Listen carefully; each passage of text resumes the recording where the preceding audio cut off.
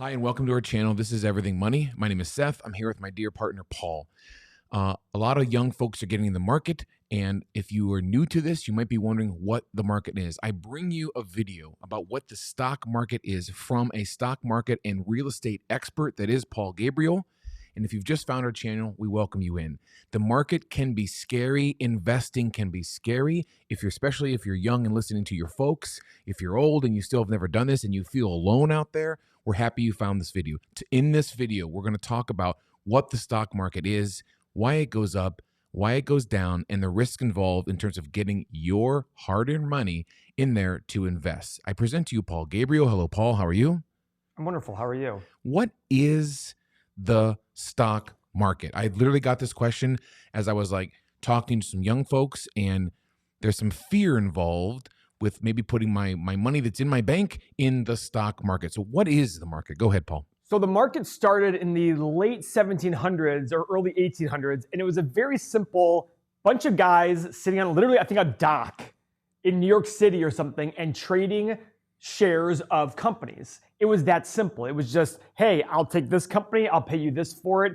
I'll take that company, will you take this? You know, you're big on Magic the Gathering. No different there, right? All you're doing is exchanging one card for either multiple cards or money, correct? And you're taking your money and buying others. It's no different with the stock market.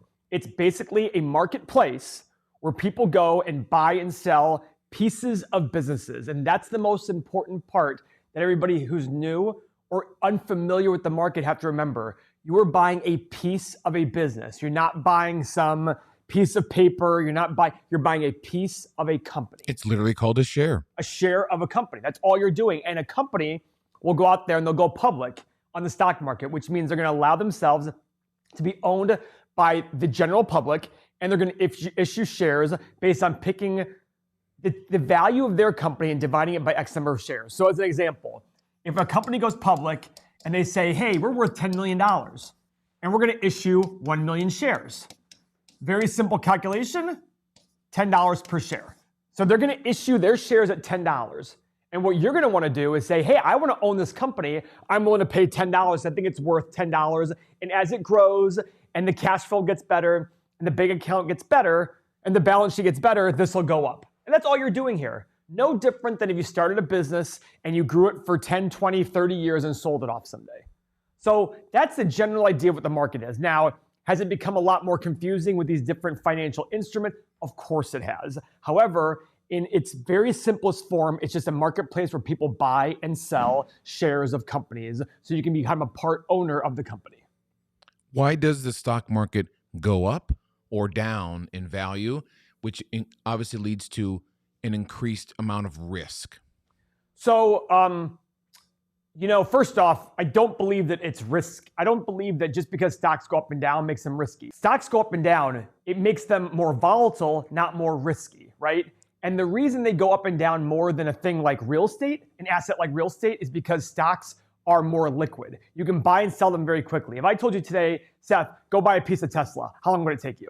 Literally less than 1 minute, you could buy shares of Tesla. And 45 of those 60 seconds are you logging into your account pulling up the page, I could blow 200 grand right now in just a couple clicks. Well, it'd be nice to be as rich as you, of course, and blow 200 grand on Tesla stock. Yes, thank you. However, that is essentially what it is. And the volatility shouldn't be confused with risk. So either way, the reason the market goes up or down is no different than the reason when you buy a car and sell it someday, the price goes down or the price goes up. It's basically a perception of value, right? So when you have a company and you have a company here that makes $1, let's say you're willing to pay 15 times, that's called the PE ratio, 15 times that amount, you think the company is worth 15 bucks, okay? If the stock, and I'm doing this very simple, if the stock is selling for less than $15, you want to buy it. Yeah, it's a deal. Right? If it's selling for over 15, you're like, I'm not going to buy it right now, right? So if it starts to go above 15, let's say to 20, theoretically, less people want to buy it. And eventually, as there's less people want to buy it, less demand, what happens to the price of something when there's less demand? It's the same supply, less demand, the price should go down. Correct, exactly. So that's what happens here. So as time goes on, what's going to happen to this dollar? Theoretically, the company's going to make more money, $2. Now let's say it makes $2 next year, and you're still want to pay 15 bucks, 15 times the profit. Now suddenly the stock is worth 30. So if it's selling for 20 And it's really, and you think to yourself, wait a second, it's making $2 now, and I was willing to pay 15 when it was selling, when it was making $1. Now I should be willing to pay 30. I'm going to buy it at 20, and eventually the stock, theoretically, should go to 30 bucks. So that's what makes stocks go up and down. Now, that's in a very simplistic form. What really ends up happening is very, very popular companies come out, and people will have their different ideas. In the world today, we have 7.5 billion people. How many are in the markets? I don't know, but a lot of them on the internet.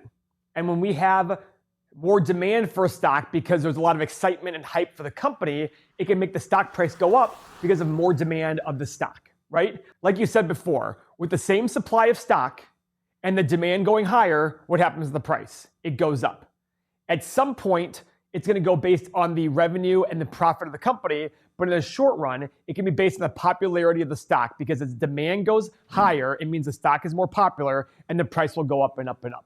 Okay? So the marketplace is merely a place where people will go together and say, hey, you're selling the stock, I want the stock, I'm going to buy it from you. At the end of the day, all everybody's trying to do is make money. The person selling it is basically saying, I don't think it's worth this much more than this, so I'm going to sell it. And the person buying it says, I think you're wrong, I think it's worth way more, so I'm going to buy it. That's all it is. A marketplace is merely two people where the price to sell and the price to buy meet up, right?